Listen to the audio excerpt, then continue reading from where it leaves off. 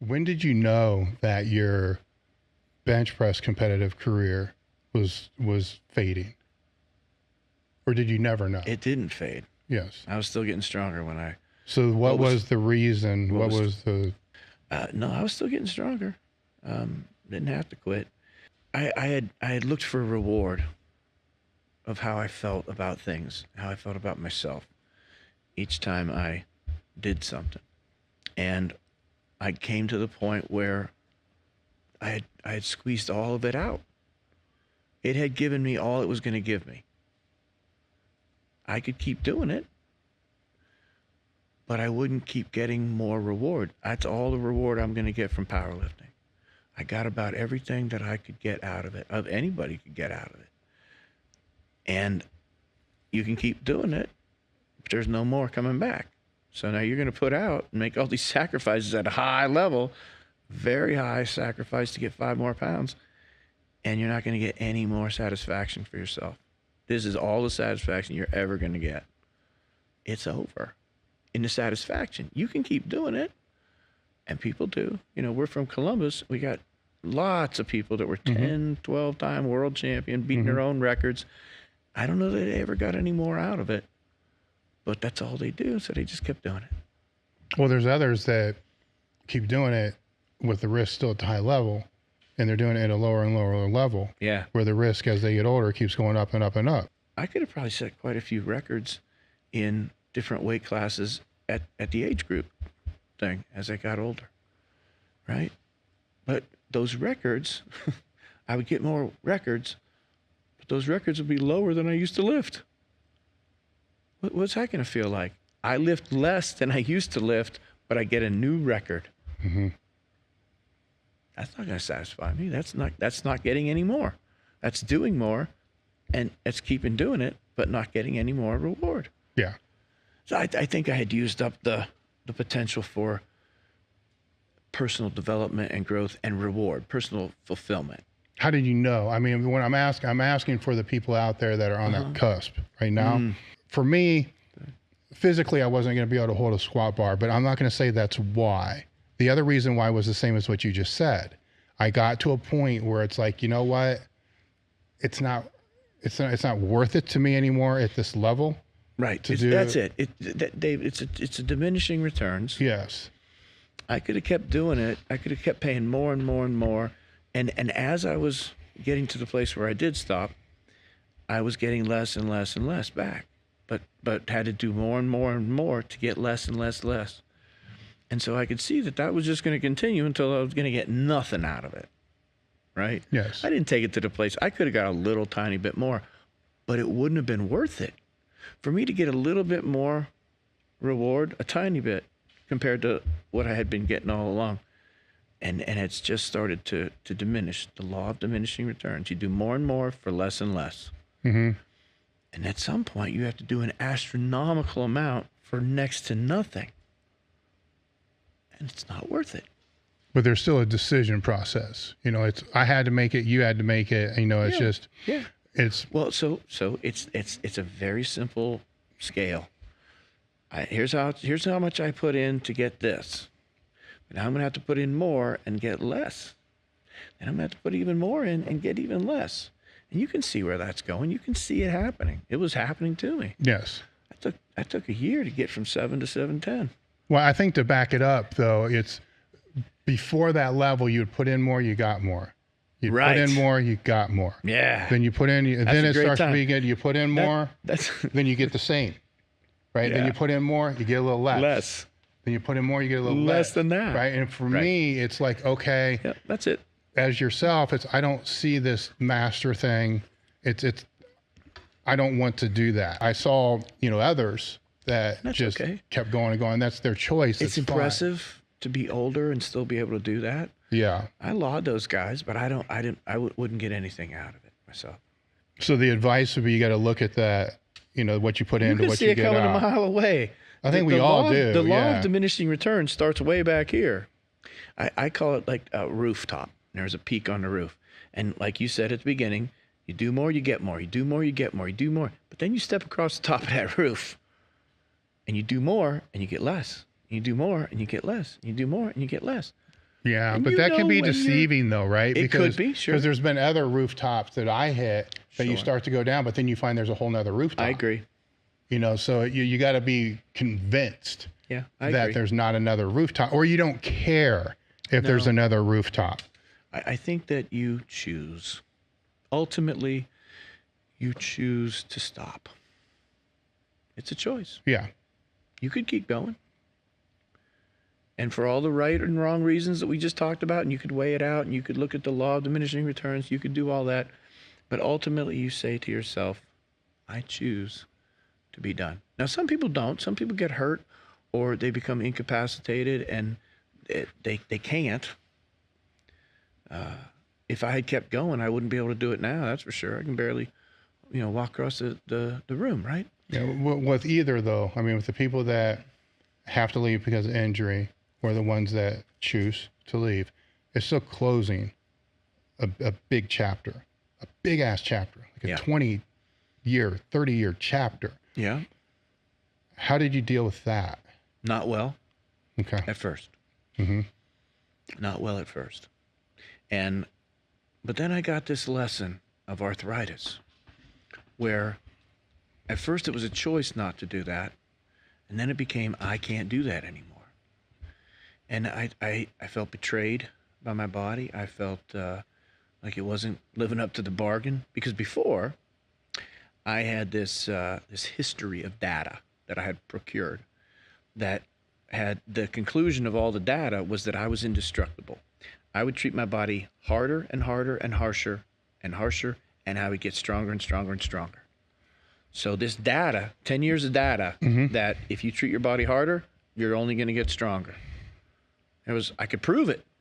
I could show you all the data that I'd accrued that proved that the harder I treat my body, tougher I get. And then that's until it wasn't. I knew that I wasn't indestructible, but I had a pretty good history that I was pretty tough. Mm-hmm. And to see it all start to go away, it was very. It was undercutting for me. I got the rug pulled out dramatically, figuratively. It really got ripped out from underneath me. I got 2 replaced hips, 1 replaced knee, a tore a quad, and I have arthritis that makes it very hard to move and hold things. And I can't get change from you because I have to turn my whole body to get the hand. Mm-hmm. I wish I could say I did it quickly, because I tried to, but I just couldn't get over being angry with myself for not being able to do things the way I used to do them, like put a t-shirt on or open a door. My toilet paper roll is vertical, not horizontal, because I can't turn my hand, so I have a vertical on a candlestick. And I was mad about that. I was mad that my body couldn't do it the way I'd always done it. I was pissed off when I had to hold on to something to put my shorts and stuff on. I was really mad when it was hard to reach my feet to put my socks on. Really pissed, right? Really mad. And I was disparaging to myself. And what changed that was, so I didn't do Mad at well what? with Mad at yourself? body, myself, mad the at world, the time training? my luck. No. I'm glad you mentioned that. No, never, ever had any regrets about training. Yeah. None. I would have had this arthritis whether I did that or was a bowler or checkers player. So just mad at the world then? Mad at my situation. Yeah, Yes. sure. Right. And boo-hoo. Yes. Right. But I tried not to be that way. But internally, personally, maybe even subconsciously, I kept it down there. I didn't let anybody know I was boo-hooing myself. But I kind of was, right? I was like, this sucks. What changed it was, so I'm a big believer in curiosity and creativity. The 2 things that I think matter. Curiosity and creativity. And once I started to focus these situations on how am I going to cope with not being able to do that? What system can I invent that makes my life easier? What system can I set up that makes me able to reach the things that I'm going to need? What system am I gonna? How am I gonna walk up and down stairs now? How am I gonna get into my car? Here's how I get in my car. I turn sideways. I turn my back to the car. I open the car door. I turn sideways, and I sit down, and then I put my legs in. And that's a system that I have now. And I have all these systems set up all over my home to do all the ordinary things that nobody else has to think about. Mm-hmm. They can do it one of several ways. I had to find any good way that I could do it. So once I started seeing it as, okay, what this is now, this is a challenge to my creativity. That's what this is. This is me getting an opportunity to be more creative in my life. I've done it all this way for this long, but now I got to do it a different way. What way am I going to do it? I get to create that. What's the best way I can come up with? Can I think of a better way? And when I have a good way, I'm always excited when, as I'm doing it, I'm like, I could do it this way, but then I could also add this. And I'm like, oh, that's even better. That's even more creative way to do it. And easier for me on my joints and body and lifestyle. And I'm always excited about those things now. So the limitations are disappointing because I don't think a guy my age should be this incapacitated. But that's my cross to bear. That's my arthritis. Mm-hmm. So, none of it came about from lifting. I don't have any hips that are mine or knees, but I didn't squat heavy. Mm-hmm. I still got my elbows and shoulders. Right? So if anything, the lifting has protected some of my joints. They're still functioning.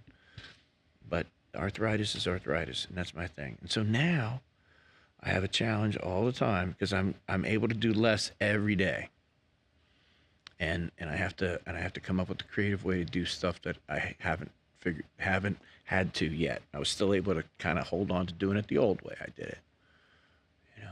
And now it's just, so by turning it around into a challenge that is a problem that can be solved with creativity, I become curious to see what I can do and how I will solve that problem.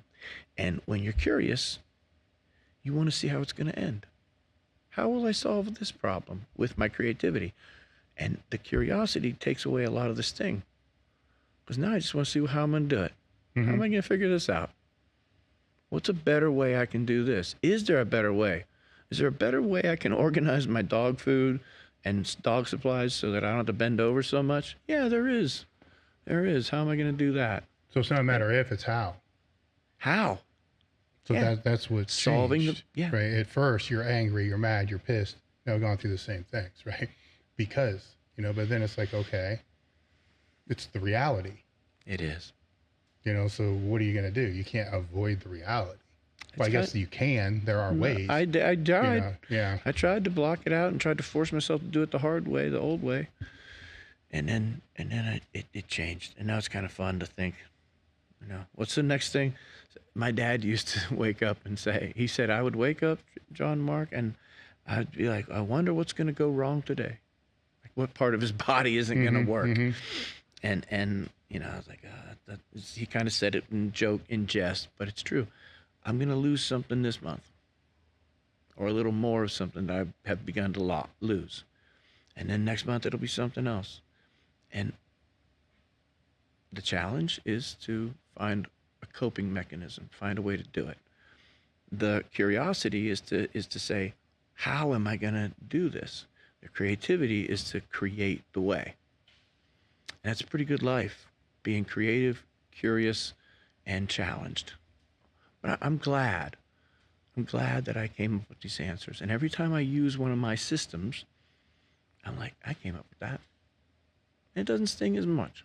I wish I could do it like a normal person, my age, and not a guy that's 20 years older than me. And how much different is this than actually trying to figure out how to maneuver your bench press for 20 years? Curiosity, creativity. Same thing. Same thing. So all you had to do was be reminded of what you already knew. Yeah, and to apply it and to stop being mad. Yeah, to recognize and disappointed and feeling betrayed, and I had to let that go. And it comes back quite a bit.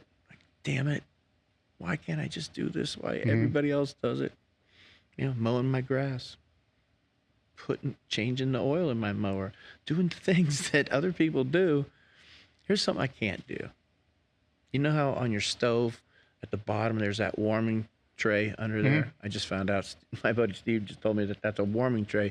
I said, you know that thing on the bottom of your stove where you keep all your pots and pans? He goes, yeah, that's to keep stuff warm. I'm like, oh, okay, that's great. I didn't know that. But I keep my pots and pans down there. And I can't, because of the way that my shoulders and body, I can't reach down and get my hands under to pull the thing open. Because you got to get under, lift up, and pull open. I can't do that with either hand. So you know what I keep in there? Nothing. Nothing. I hope people don't hear this and think, that guy, he lifted too much weight. He should have stopped early. Oh, they will, but who cares? I know, they will, but that's not why this happened. Yeah. Well, that's not the point of the story either. No, it's not. The point of the story is to figure it out. Yeah. You know, because we're all thrust at different situations through our life in all different directions from all different areas. That's the point of the story. That need, you know, the same mechanisms. You know, that's your mechanisms. Coping. You know, Find a way to cope. The way to figure out. Yeah. The takeaway is it's the same mechanisms. Yes. You know, I think but so. those mechanisms, as you said earlier, can get clouded in the noise and the frustrations. You know, the stress of your anger. Yeah. You can't see the opportunity. You can't see the solutions. You can't see the creativity if your mind is distracted.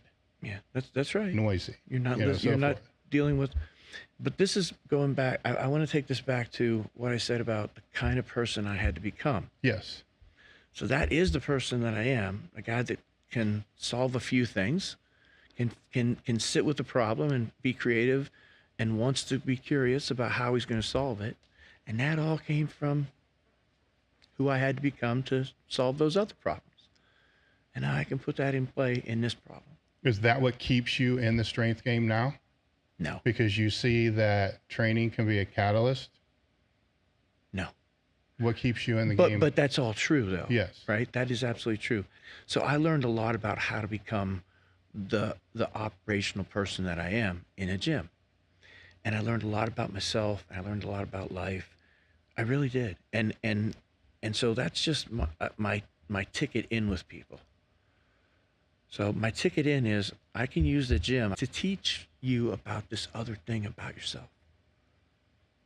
Because that's where I learned it. It could have been learned other. You said, could it be learned other places before? And I agreed with you, and it can. But my experience of how I learned it was in the gym. And so I teach people from the gym out. And my hope is that, my hope is that the things we do in the gym aren't just for the gym. They travel outside. They bleed out into your life.